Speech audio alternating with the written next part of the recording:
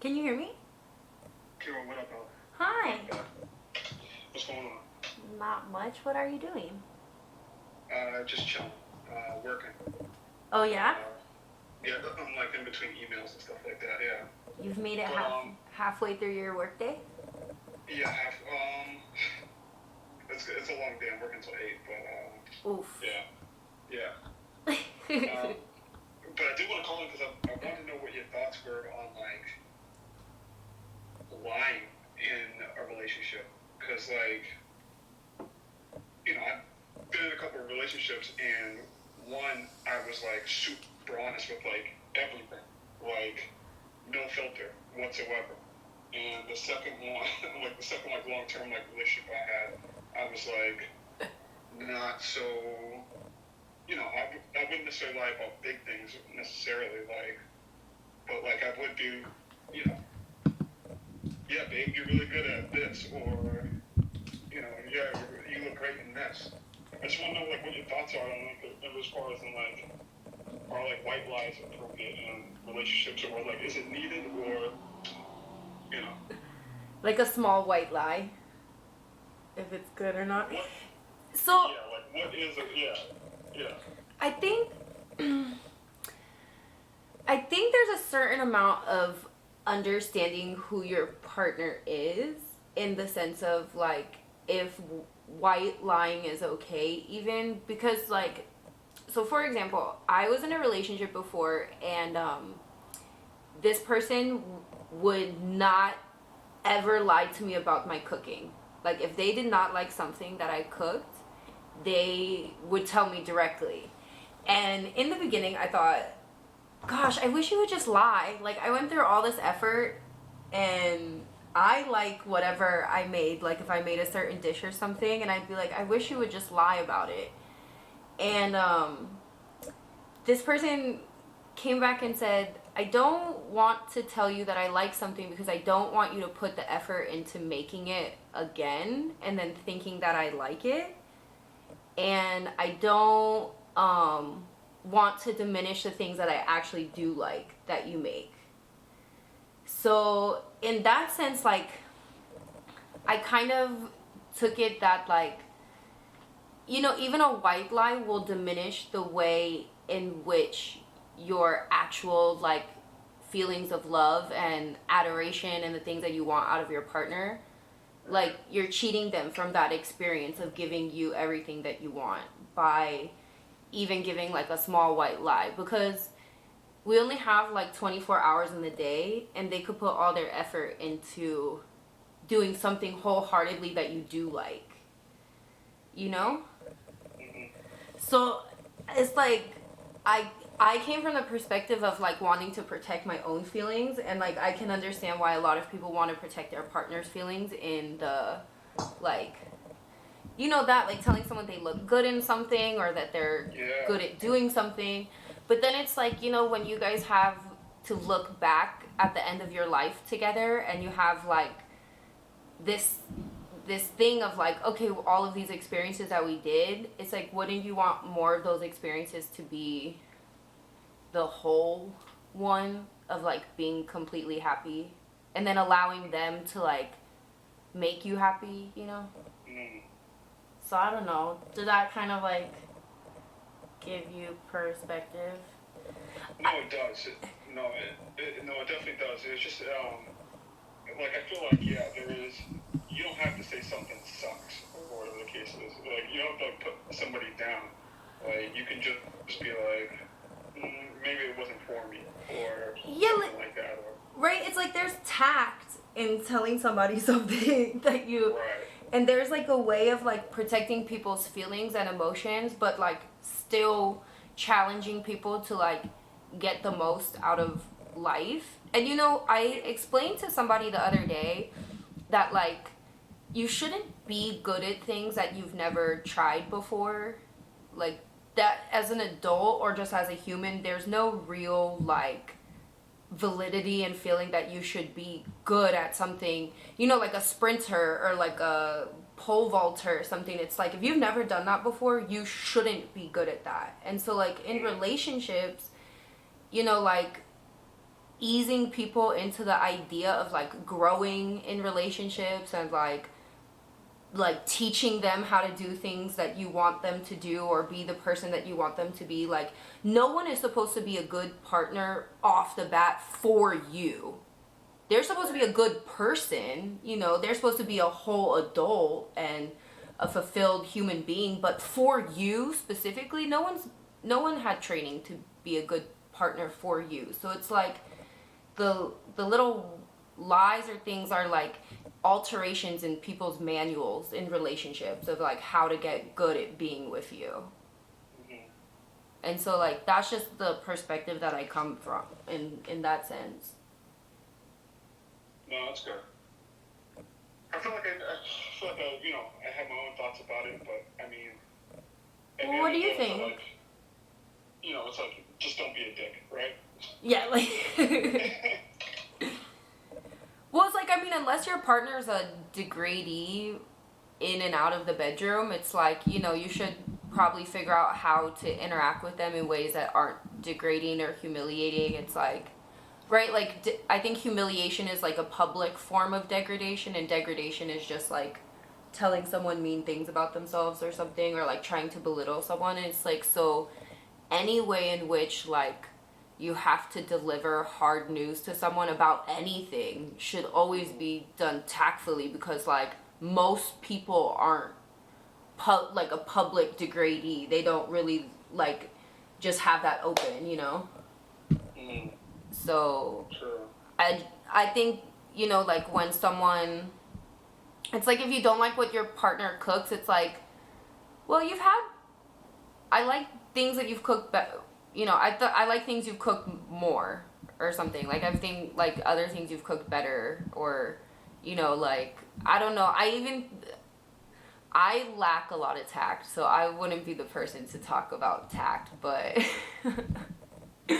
but I think outright lies, like overt lies to your partner, is just harmful, like wholeheartedly to yourself. It's cheating yourself out of out of a good life and good experience, and really giving yourself the opportunity to believe that someone loves you. Like when you lie about who you are to somebody else, it's like, even in the bad moments, you know, like, then you take away that person's ability to love you, and then your belief that they even will love you through something like that could be bad, or that you would need to like lie about, you know.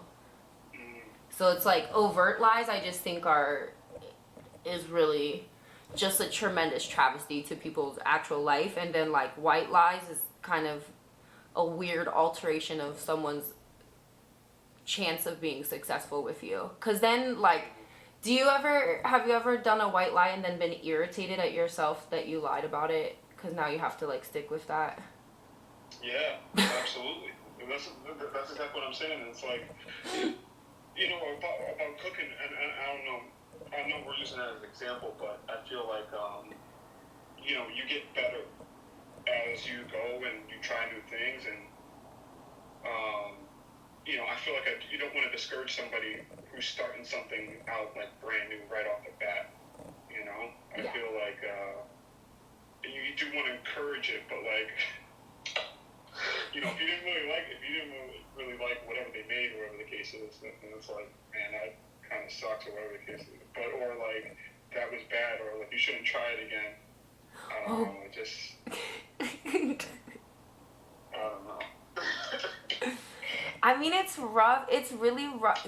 And that's a place of compatibility that I think that couples and like people in relationships, like, if you're not able to actually be honest with your partner and tell them that if you genuinely don't like something, like, hey, I want us to have a good life and like us do good experiences together, and then you like, they're not receptive and you feel like you have to lie to avoid arguments, or like, that just is a sign of non-compatibility, you know. And like, some people are not grown-ups enough to be in relationships. Like, they do not want to hear other people's opinion, or they're just very like selfish in the like, everything has to be comfortable for me. And that's a really big trait in relationships with women, like, of the like, you can't hurt my feelings.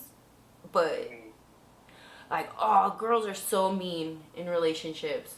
So they will cut you so deep, and like if a guy says something like about a girl's appearance, it's like socially unacceptable. So Right. I feel like the the tact in relationships goes both ways, but there are signs of like just people not being compatible. Like if you have to lie to someone because their feelings are always hurt, Mm-hmm. it's like, well, damn, like maybe I shouldn't be with you. Mm. Right. Right? I mean, is it abusive to make your partner walk on eggshells? I think so. Or Yeah. like you said, it's just like it's not the right fit or whatever the case is. If someone's always going to be super sensitive, I don't know. They may have their own things that they need to be worked out, or whatever the case is. If they're sensitive over everything, but you know, So, yeah. I mean, because I heard a thing one time that said relationships aren't supposed to be hard. There are supposed to be hard moments, but the relationship itself is not supposed to be like challenging, like dealing with that person, or like the interaction, the interpersonal relationship inside of that romance shouldn't be like hard to deal with. So if you get to those moments where you're like, we don't have like a hard day or like a hard incident, like we just have a hard relationship, then it's like, personalities don't always have to. And I think that's a characteristic of a lot of monogamous relationships is people, they will die on that hill, man. They will be like, I want this one, like one person, and I have one relationship, and be with, like somebody that's maybe not compatible with them, instead of just moving on because of the way that culturally, like, the monogamous mindset is. So because people have a idea of this gold star mentality for relationships that have been together longer. When you say someone's been together 50 years, or they've been together 20 years, or oh, this relationship, they've been together 4 years, it has like some type of bonding, that like these people have like done a thing, but like they're not happy. And then you don't like, it's like, so it's like you guys just pushed and pushed and pushed because of this cultural standard that being together with someone, or like the less amount of relationships that you have, is a better life experience than having more relationships that are wholly valuable in those moments, and then like moving on when they're not valuable anymore. Does that make sense? No, it does. Yeah. So that's why I think a lot of people get stuck in those, like, sorry I cut you off. What were you saying? No. Say what you were gonna say. Well, it's just I think sometimes people get stuck in that mindset of like, if I have multiple relationships or multiple sex partners, or don't fight for something. And it's like, how I always ask my monogamous friends, like, how long is the fight period for that relationship? Like, how, like, are you gonna fight for it for 6 months when it was only good for 3? And it's like, instead of taking every single day and waking up in the morning and saying like, I'm gonna have a good day today and have a good life, and just like do things that feel tremendously valuable internally for me, and interacting with people where those relationships are valuable.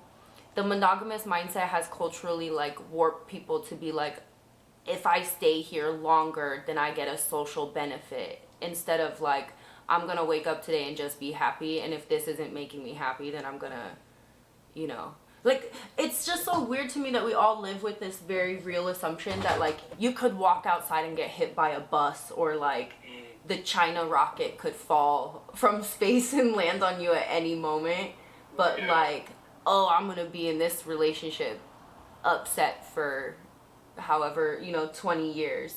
So Right. you know. But I think that mindset comes from like, you know, you thinking that you're building something, you know, building a family, building a home. You know, I feel like, you know, it's tough. Like if you have a business or something like that, and you're working on it, and you're doing this thing, you're spending days trying to build this thing up, nights trying to build something up, and then let's just say there's a hitch in the road or whatever the case is, and things go south. It's kind of tough to like let that thing go. Like you still want to put money into it or try to fix the problem. And you know, the same thing with a relationship. Granted, like you said, like if it's 3 months or whatever the case is, but if you're with somebody for like 3 years, I could see that being tough to be like letting that shit go. Especially like the older and older you get, you know? Like you think the ship will turn around, like there's something will make it go back to how it was before. Yeah, and it's just like, you know, people are scared to start over. It's another thing too. Yeah, it was so funny. I was in Las Vegas and I saw this old couple that was like taking pictures of each other with a Polaroid camera. And I thought like, did they just start dating or have they been old together for a while? Like, do you know what I mean? Like, what if you had to start dating at that age, you know? Like it's a first date in Vegas at like 70. Like, goodness. But I just think like, I think that that has a lot of validity. It's really hard to let go of things that you've put a lot of investment into and not wanting to give up on something that you feel like you've worked so hard on and may have potential to have like some, you know, and payoff in the future. But I don't know. I think that a lot of times the cultural stance and people's like opinion about like longevity in relationships has it touches almost every single society, every single culture, like across all of human existence is like be with people for a long period of time. But like not necessarily the idea of being happy. Like be fulfilled or be like, you know. So I don't know, but that's why I tend to not do like I don't lie overtly, and I like very rarely do like white lies. Like I hate surprises because then you have to like kind of lie to people, and it's really hard for me. No, I can see it. So I can see that. Yeah, but I feel you. I appreciate it.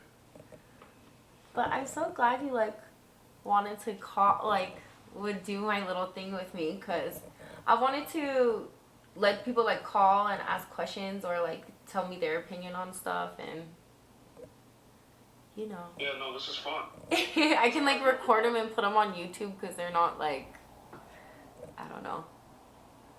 They're not like porn. Yeah, no, go ahead. Okay, yay. If you think of any other questions, you can call me back or whatever. Yeah. Okay. Yay. Will do. Okay, have fun at work. Alright. Okay, bye. So, I'll see you. Bye. Yay. That was so much fun. I'm so excited. I want people to feel encouraged, like we can do questions and I can title it Little White Lies.